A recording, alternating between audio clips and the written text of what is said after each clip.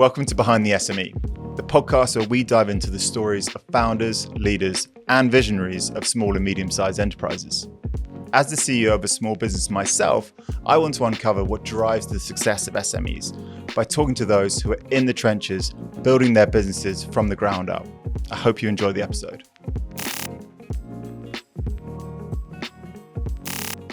Niama, thanks so much for joining us. You well? Very well, thank you. Pleasure to be here. Good stuff. So let's get straight into this. People may be aware of your journey. They may not be. So why don't we start with that? Why don't you give a little whistle-stop tour of who you are and I guess your journey so far? Sure. So I grew up in Morocco and then moved to the UK, went to university here. So went to Sheffield and studied economics and politics.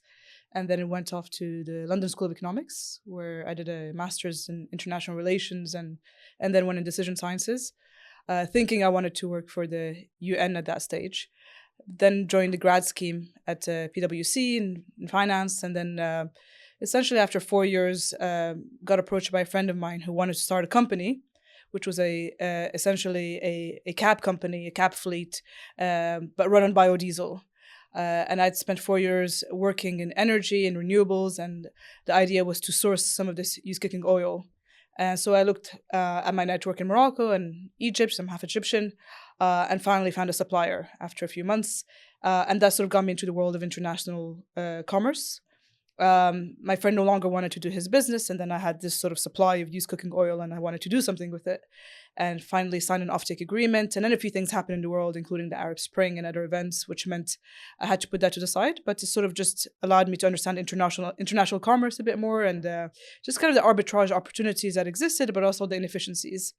So then I left PwC and essentially moved to Conakry in West Africa for about 8 months to just understand the market dynamics there. Got involved in a few projects and then moved back to Morocco and set up an import-export business. Initially, I wanted to help Moroccan factory owners to set up factories in Francophone West Africa because I could see there was a huge opportunity. But obviously, there was a lot of infrastructure constraints and financial constraints for a lot of these factory owners, and essentially ended up offering a proposition to help them export into the region to see the sort of value, to see the market opportunity, and then over time sort of go a bit more upstream into industrialization. And that's how I essentially started my company called WaystoCap. Wow. Amazing journey. Big company, big consulting firm, spot an opportunity, got a bit of exposure. Morocco, saw this individual market kind of dynamics and thought, I see a space for us here. So tell us what was WaystoCap? What was its aim? Yes. So WaystoCap, the idea behind WaystoCap was really to facilitate trade in Africa. And the goal is, we'd seen what happened in China with the likes of Alibaba, which is opening up China to the world. With WaystoCap, we wanted to do the same thing with African trade. And a lot of it was done in very traditional manners. It wasn't very transparent. It was very opaque. And this is about importers and exporters, essentially, in the continent. And so we wanted to essentially help bring more transparency and in a way kind of level the playing field for a lot of smaller importers. So in Africa, a lot of the businesses are SMEs. So 90% of the economic backbone are SMEs. And so they don't necessarily have procurement teams or teams that are just specialized in importing or working with international suppliers, or sales team to access new markets. And so the goal of WaystoCap was to essentially be an extension of their team in doing that and in a way unlocking trade across the continent. And so that's why we started an import-export business. So it wasn't yet this idea of applying technology to scale or create a marketplace per se. It was really just to tap into a market opportunity. And over time, so we were helping Moroccan exporters sell into Francophone Africa. And those same buyers wanted products we couldn't service in Morocco. And so we started tapping into other sourcing hubs. And so kind of just organically turned into a marketplace. The team grew to about 9 people. We were sort of different categories and products. And that's the point where we sat down and thought, we want to grow this company. We need growth capital for it. And sort of got ready for the next stage of the company. Sure. So it started as a kind of consultancy. Essentially, import-export, consultancy, service provider. Yeah, and morphed into quite a big platform in its latter stages.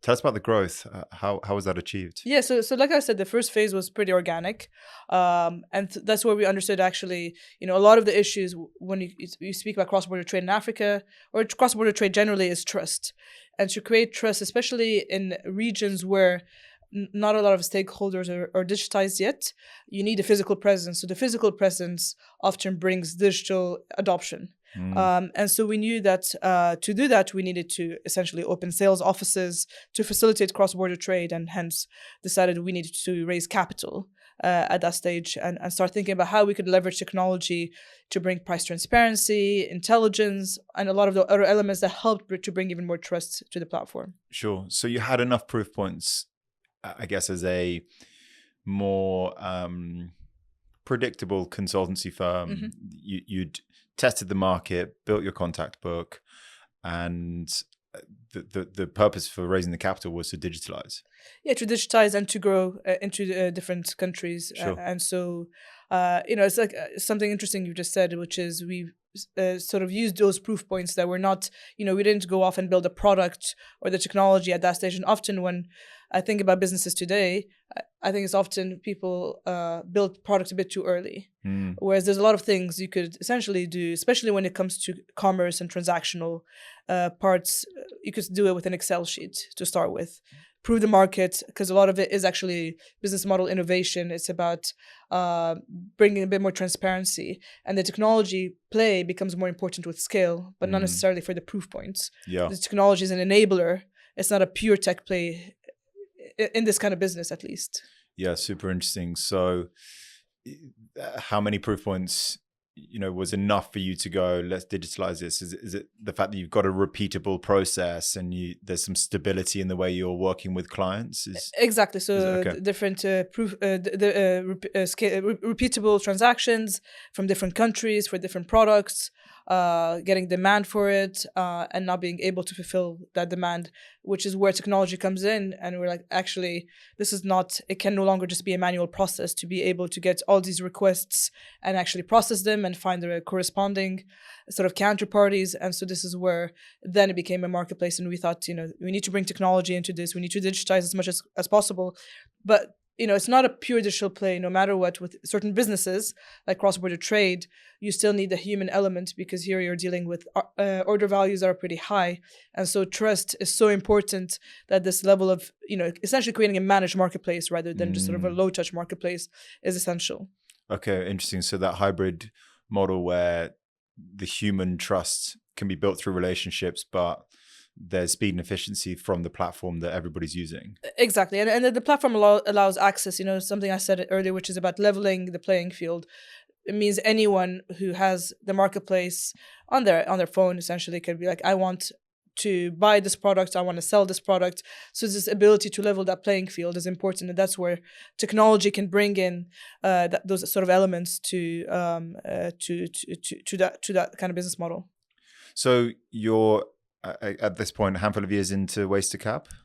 At that stage, about 3 years, 3 years. Yeah. Okay, yeah. So you've got a model that you've got enough proof points to think that actually if we raise some capital, we can digitalize, we can scale and grow. You're based in Morocco. What's the funding landscape at that stage in Morocco, and how do you approach a raise? That's a great question. So this was 2016, a very, very nascent ecosystem, generally in Africa, but Morocco, definitely one of the earlier ones too. So I tried to raise capital in Morocco, and I'd never built a technology company before that. And so essentially you're raising VC money.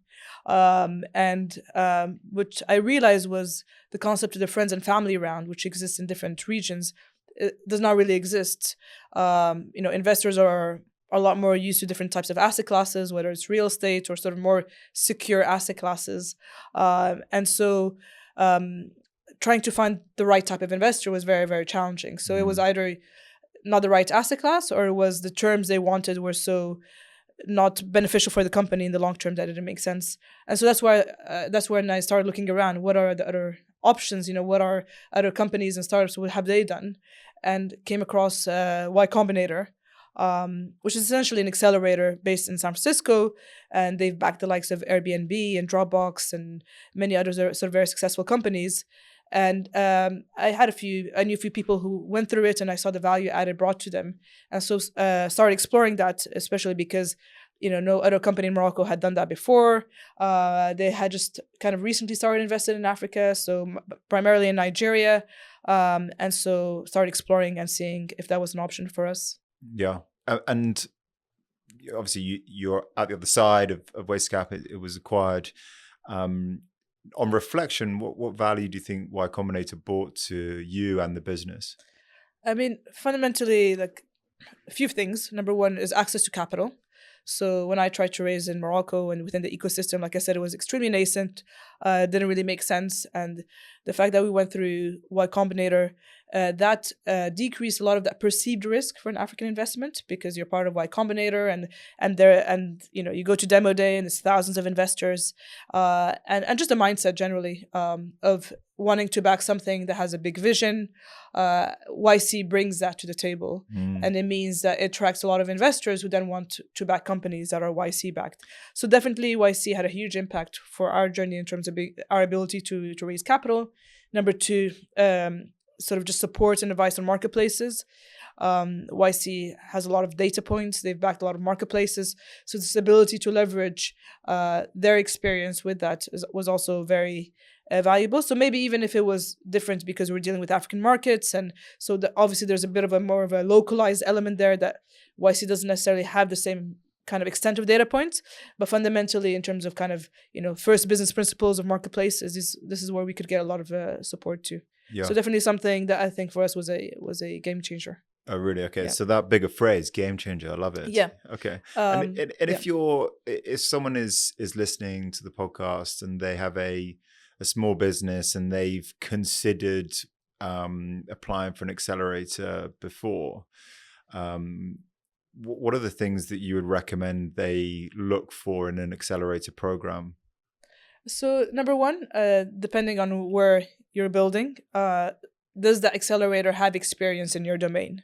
So different types of businesses, if it's a climate, business you're building, then you want to see that accelerator has backed climate companies or has experience with that, because that experience means they have the network, the operators, the investors around it. And that's pretty key. That's why you're joining an accelerator. You're giving equity to an accelerator to be sort of so that they can accelerate your path essentially. So domain experience, access to capital, their traction and proof points with other companies are all very important things, and really you want to join a community. I think that was one of the great things about YC, and currently in my role in Baobab, which we will touch upon later, is that when founders join, they join a community, and as a founder, and that's important for a few reasons. Number one, as a founder, it's a very difficult journey. It's a roller coaster, and the ability to share that with other founders, I think, brings a lot of comfort and reassurance. Number two is also to just leverage other founders' experience. And when you're part of the same community, then founders are willing to share. They want to sort of support. They want to help, and it almost, it brings you sort of allows you to sort of leverage other people's experiences. And number three is also the ability to join a community to find sometimes your first customers, your first service providers, whatever it is. I think is pretty key. So just understanding what is that community you're joining, and who are the founders in that community, and are those the types of founders that you'll be able to sort of also connect with and learn from, but also share your insights with. Yeah, and contribute to.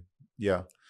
And do you think there are any firms either in industry or stage life cycle where actually an accelerator isn't appropriate?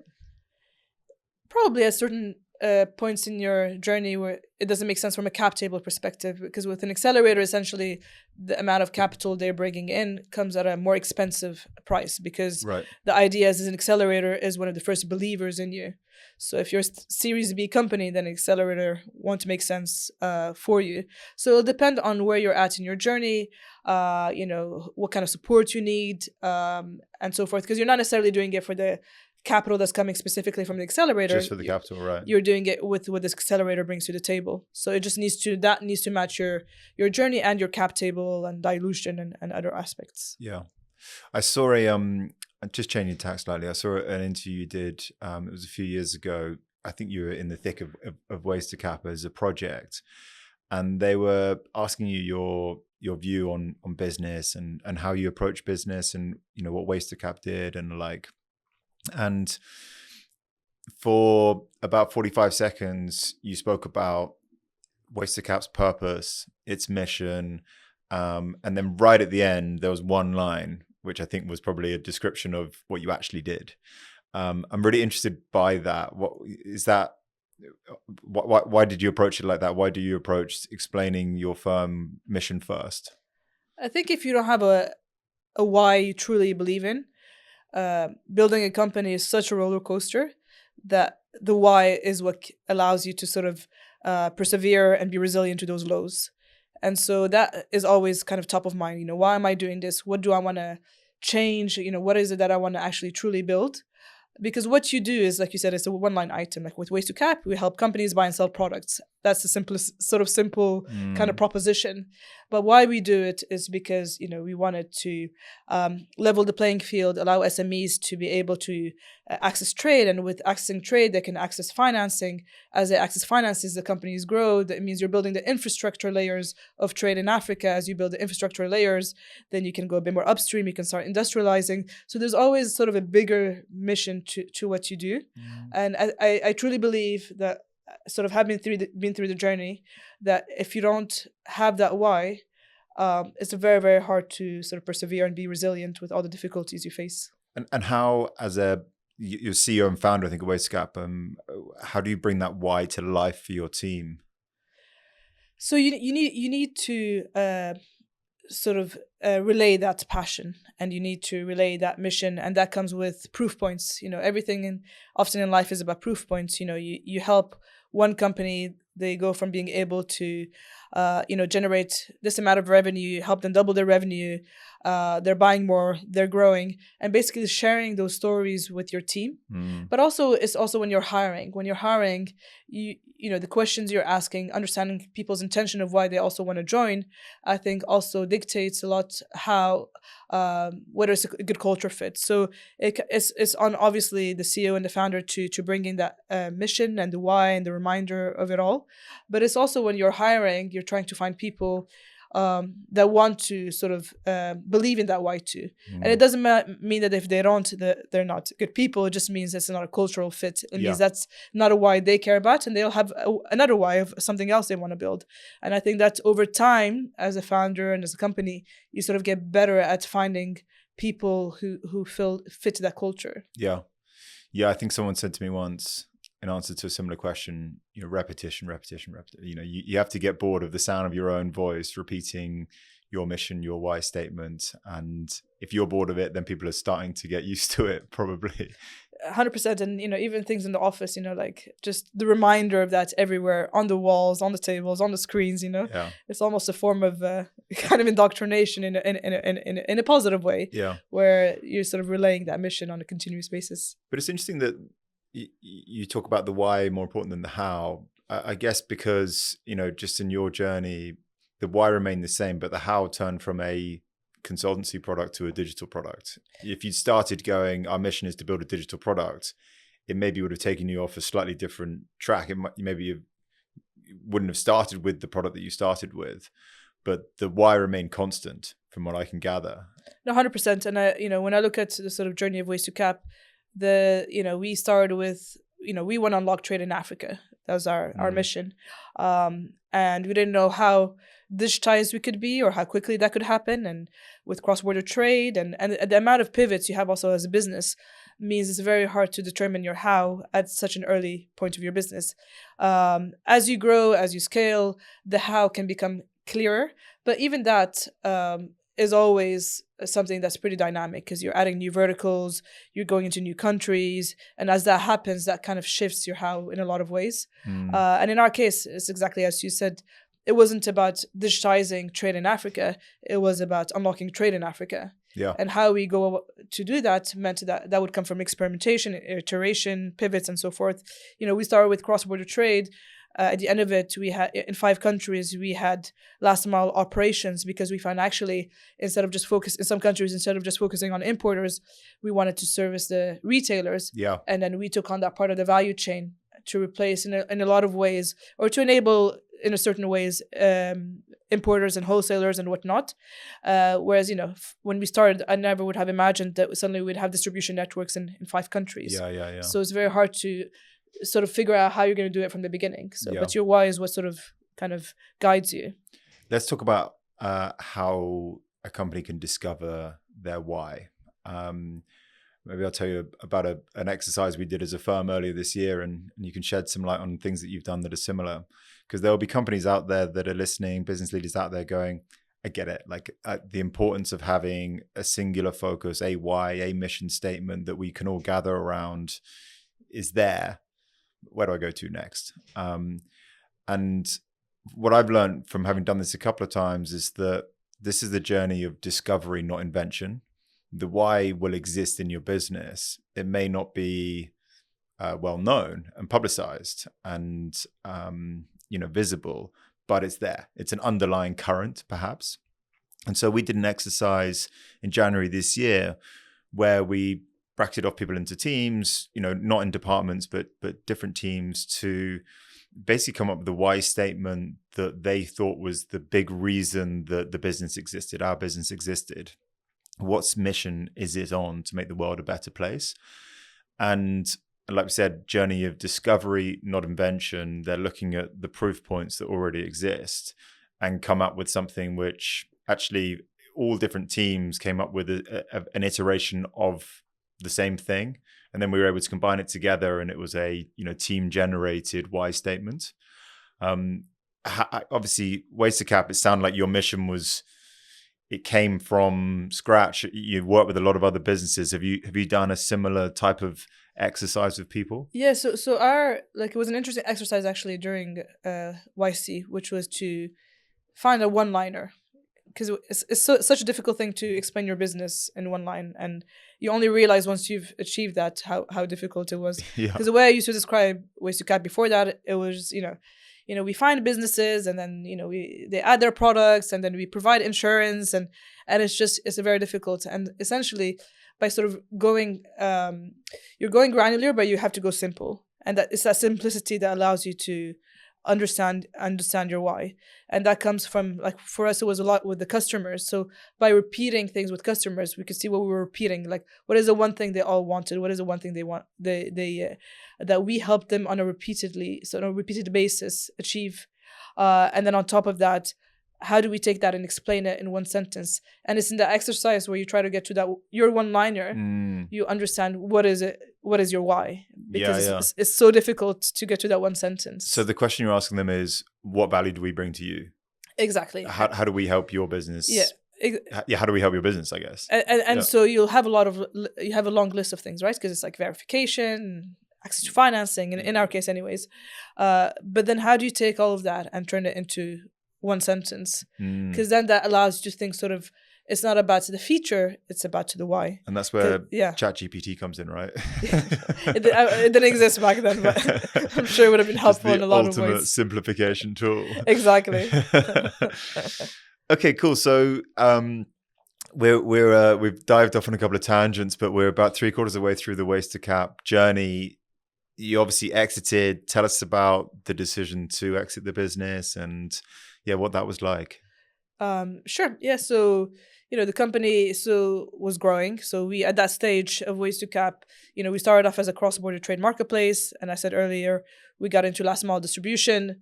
And then COVID happened.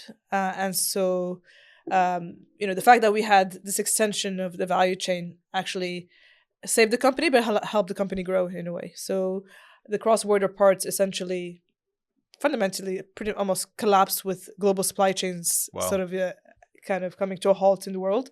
But the last mile part just grew significantly because of all the local regulations that came, which is, the restrictions on travels and whatnot. And so a lot of our retailers and wholesalers, instead of going themselves now to these wholesale markets, they started using the app a lot more. And digital adoption happened because of COVID, essentially.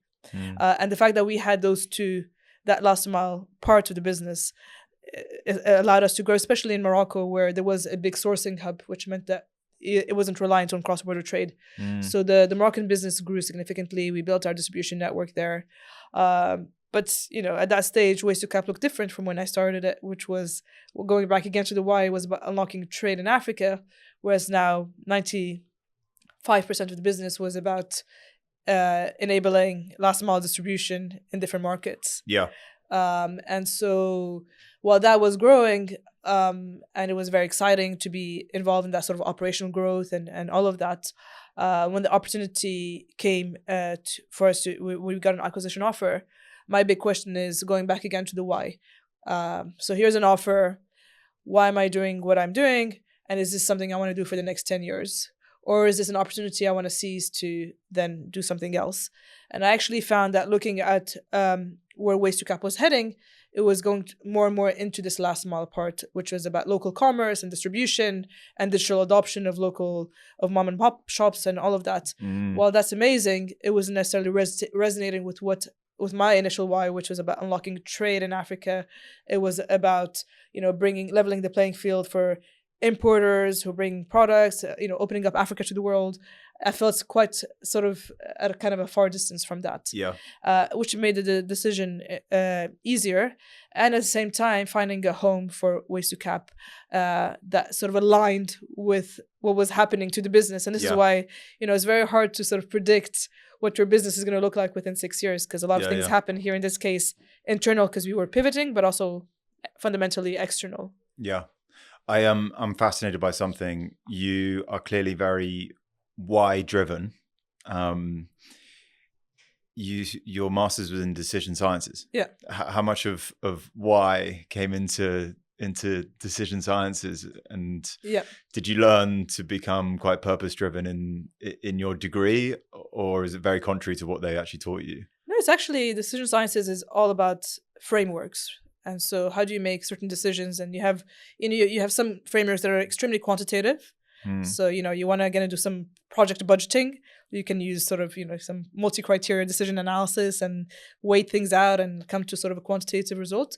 But then a big part of decision sciences is about heuristics and biases and how all that comes into your decision making, and actually being more conscious about it in terms of how it affects your decisions. So things like sunk costs, or like, conditioning biases. And so there's like 167 biases basically that we have in our kind of decision making that we're not fully conscious of. And so I think what that actually allowed me to sometimes do is actually try to take a moment when I make a decision and think about those, just being a bit more sort of conscious about them. And so purpose driven, yes, in the sense that it allows you to sort of think about those heuristics and biases a bit more. So kind of allows you to sort of go back to what it is you want to achieve and so forth. But yeah, I think like as a master's, it is one of those that sort of is pretty interesting. Okay, so your lecturer would have backed you in you making a decision based on your purpose and why, as opposed to a framework of numerical factors that looked at its growth rate and exit value in 3 years' time. And it's a combination. Okay. I think with a lot of decision science, it's never going to give you a framework that says, you input and output, right? It's about, you have the quantitative things, but think about the heuristics, things about the statistics around it. So there's a lot of elements, statistics, heuristics, and different frameworks you can apply to make decisions. Sure. So give us your one-liner about the role that not the role of the company, about Baobab. You moved on from WaystoCap post-acquisition, and you sat there going, what's next for me? What's my next mountain I'm going to climb up? You heard about Baobab. Tell us about that firm. Sure. So with Baobab Network, it's an investment firm, and our mission, once again going back to our mission, is to invest in 1,000 companies in the next 10 years to essentially build the next sort of multi-generational companies of the continent and build that infrastructure in the continent. And that, for me, resonated a lot with what I did with WaystoCap, which was about building infrastructure, building this sort of generational kind of industry-changing solutions. And so with the Baobab, I get to do it on a daily basis by backing other founders and entrepreneurs who are building companies and trying to change sectors in Africa. Amazing. And tell us, there'll be people listening that don't know much about the Africa startup and scale up ecosystem. Tell us a little bit about it. What's been the journey there that we won't know about? Yeah, so I mean, over the last 8 years, the African startup ecosystem is growing. There's more investment coming in. Obviously, with 2021, like in the rest of the world, things basically slowed down a little, but it doesn't change the sort of fundamentals of the continent. In 2050, 1 out of every 4 people will be in Africa. So there's a huge kind of demographic change happening, urbanization, middle class growing, businesses growing. So there's a lot happening in the continent, which means that a lot of the infrastructure still needs to be built, which means there's a lot of opportunities for founders to come in and innovate and build something that are essentially industry defining companies. Is the moment for Africa now. And it's sort of interesting to be part of that, but also to be able to back companies and founders doing that. Yeah. And so if you, if a listener has a product service that could be exported, why should they consider the Africa market? Should they consider the African market? And I guess what would be their first steps? How would they even access it? Yeah, so depending on what they're offering, first, for African markets, definitely to be considered. So the populations are growing, there's demographic changes happening, urbanization, and all of that. So which means that a lot of opportunity, a lot of the growth will come from Africa. So you want, as an SME, if for your product to make sense, to position yourself to tap into those markets, not only to be able to sell, but also potentially to be able to buy, whether services or goods. And it's a great question. It is like to tap into these markets. It's not easy. We often speak about Africa, but it's 54 countries, it's different regions, different languages, different business cultures.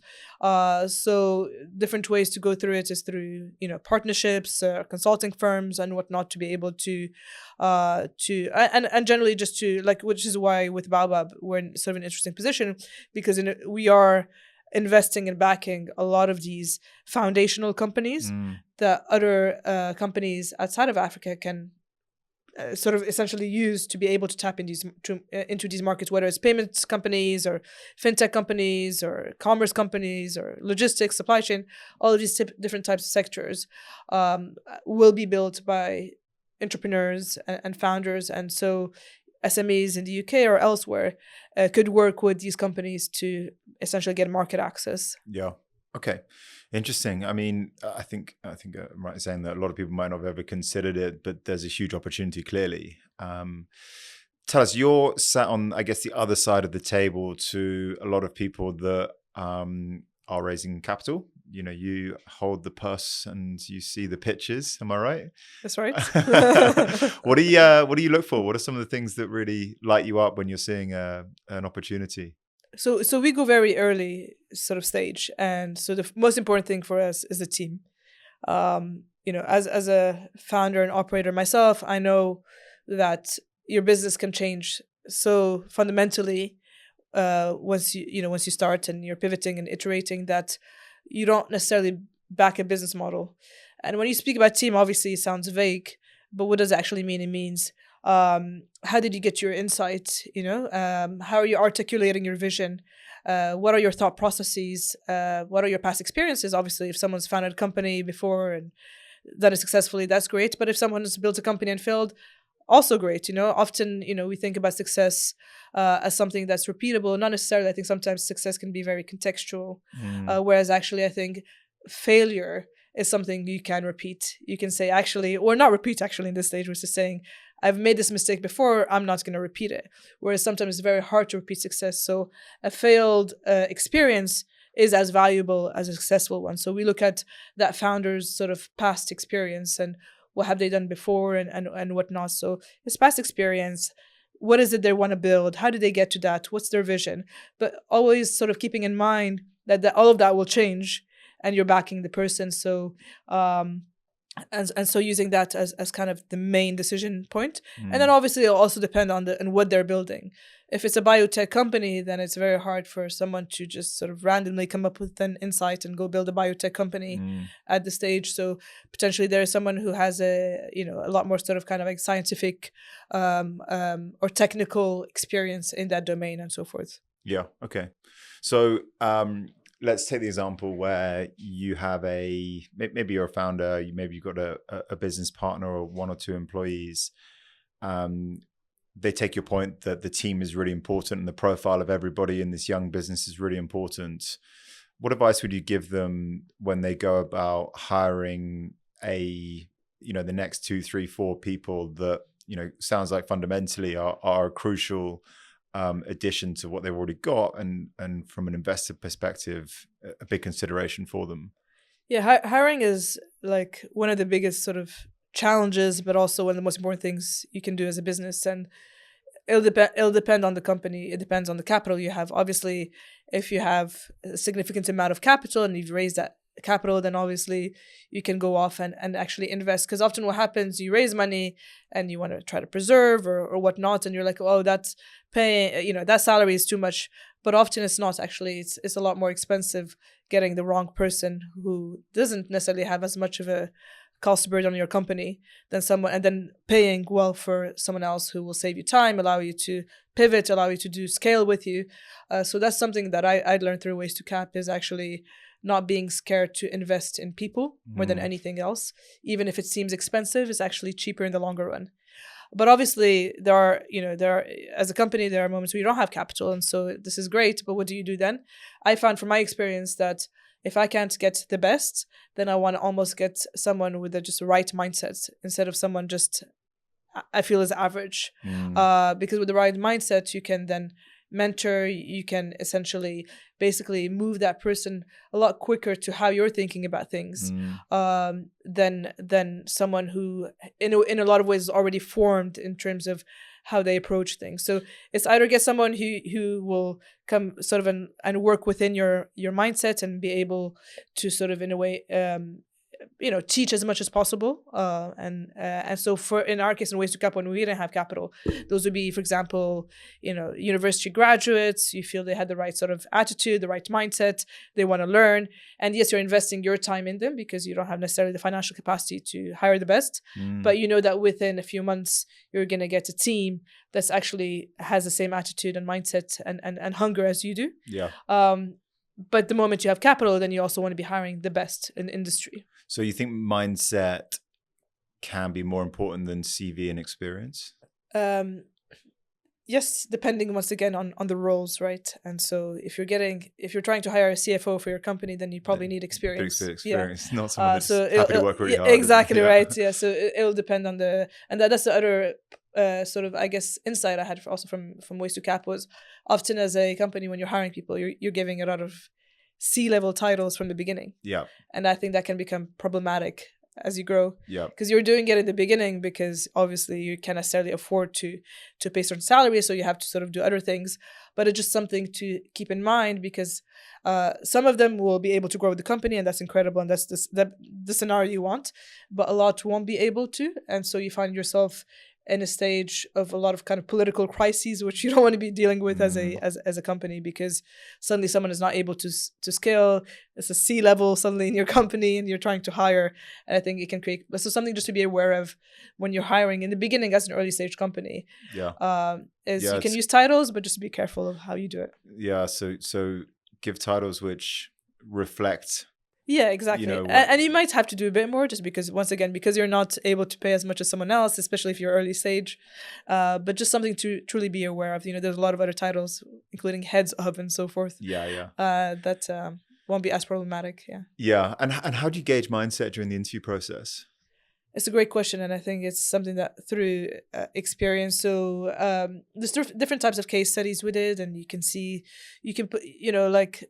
I in a lot of case studies I like to do would be you do something very ambiguous and vague, and you see how people handle it. So there's one thing doing like a kind of a mathematical case study, and all of that stuff is great for the technical skills that you want to test on. But one big part of that, you'd ask a very ambiguous thing, and you wait and see how someone can resourcefully answer it, and just that kind of level of so like a scenarios and stuff. Exactly. How would you approach role playing, all that stuff. Interesting. But over time, I think it's also just you just start having a gut sort of feeling for things. And if you had someone in the team that was right CV, good at their job fundamentally, but their mindset was misaligned, would that be a deal breaker for you? Definitely, yeah. Really? We've had that in the past, and I didn't think it was a deal breaker, but then I saw that it was, because the wrong type of mindsets can poison your whole culture. And once again, a lot of these things, it depends what we're talking about. Is it someone who just doesn't want to work hard, or is it someone who has such a different management style that like no one wants to sort of be in the office, And so, but fundamentally, if you group that as a mindset bucket, I've seen it in WaystoCap, I've seen it in other places where it can be the most poisonous thing, that their experience and their value add is just not worth it, because I just feel with experience and value add, you can find that elsewhere. Whereas often what's difficult to find is the culture fit with the experience. And so that's, Okay. So we're going to wrap up in a minute. I want to pick up on one final topic. I want to talk about resilience. Starting a business, running a business, growing a business, selling a business, starting again. It's a hard slog, isn't it? There's a roller coaster of emotions. How do you deal with the ups and downs of the day-to-day of running a small firm? I mean, it's very difficult because, as you said, it's a roller coaster of emotions. It's highs and lows, and you can feel, you're about to conquer the world one day, and the next day it feels like it's the end of the world. And I think, in hindsight, which is always easier to look at things in hindsight, you just need to try to have as much perspective as possible, meaning that when you're at your low, know that it's not the end of the world. And that life continues. And, often we look at our companies and we're like, this is my baby. And so you become that company, it becomes your identity. And once again, in hindsight, I'd say that it is quite important to try to dissociate a little just from that, because, a lot of companies do fail. But you learn from those experiences and you can go and build something that will be a huge success. And having that perspective to know that if it's a low, if it's the end to something, that's not the end of the world. And that, there is much more to life than just that. You are not your company, because you can go on tomorrow and build something else and operate something else. And I think in hindsight, like thinking about my experience, it's very hard to when you not have that perspective, to dissociate yourself in those moments. And I think it can have a toll on you in the lows, for sure. Yeah. It sounds like a quite a pragmatic approach. You've obviously developed a fairly thick skin over the time to be able to go, I can see that for what it is. Yeah. That was an event. Tomorrow's another day, Exactly. And I think that's why it's important to surround yourself with other founders, different stages of in their companies. So obviously it's great to go through the same journey as others, but it's also good to be able to access founders who've been through it, who've done it multiple times, because they can help you also get that perspective. Because it's hard for you to imagine the perspective if it's for the first time, which was also my case in a lot of often, right? But now with a bit more hindsight and that experience, you are able to sort of see things with a bit more perspective. So just surrounding yourselves with people through a community, through a network, whatever it is, that can give you also that perspective, I think extremely valuable. I definitely agree with that. Just standing with somebody else in a similar boat and going, I'm dealing with this, and they go, yeah, feel you, I've done that, and you go, I feel better. It's not just me. And it'd be like somebody, and it'd be like, it's fine. You'll be fine, and fundamentally, you'll be fine with a lot of this. This is a business, that you're building. Yeah. So no matter what happens, good or bad, you'll be fine. Niama, I'm so grateful for you coming in, because story's amazing. The insights are phenomenal. You're only just a fraction of the way through your whole journey. There's so much more, hopefully in a few years' time, you look back at this podcast and go, that was cool. That was my insights there. And I'm on this whole learning journey, and we could do this again another time and go, this is how my thoughts have evolved since then as well. So I'm really looking forward to that. And thank you from me and from our listeners. Thank you for having me. Thanks for tuning in to this episode of Behind the SME. Don't forget to subscribe, leave us a review. It really helps others find the show. If you want to get in touch, you can find our email in the description. Until then, keep building, keep learning, and we'll see you next time.